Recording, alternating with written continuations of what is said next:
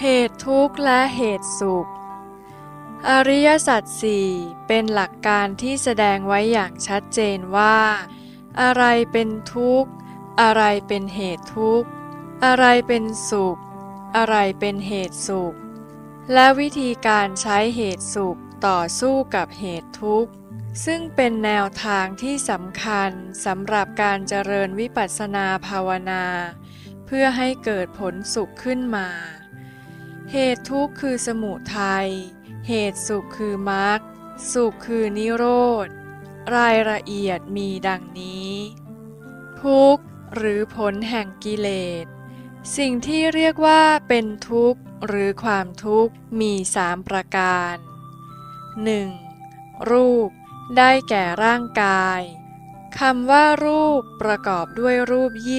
28และสภาวะแห่งธาตุสี่คือสภาวะดินคือหนักแข็งหยาบกระด้างเบาอ่อนนิ่มสภาวะธาตุน้ำคือซึมซับเอิบอาบแตกแยกเกาะกลุ่มสภาวะธาตุไฟคือเย็นร้อนอุ่นหนาวสภาวะธาตุลมคือเจ็บปวดเต้นตอดเหน็บซ่าน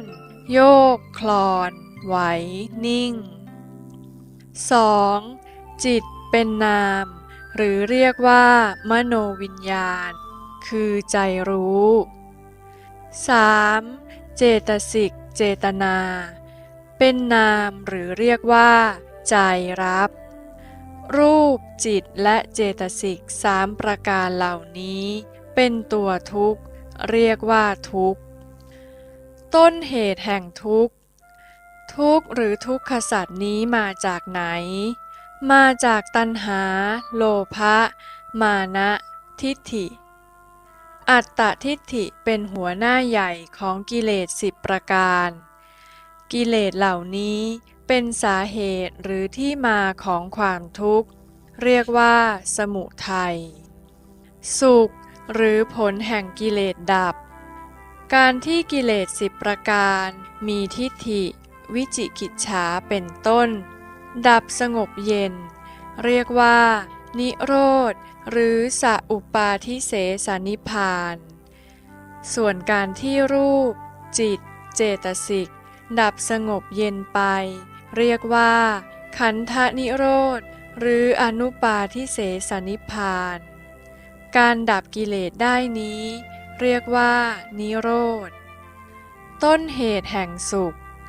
การเห็นจิตหรือมโนวิญญาณที่รู้รูปนามเกิดดับเปลี่ยนแปลงเป็นทุกข์อยู่อย่างนั้น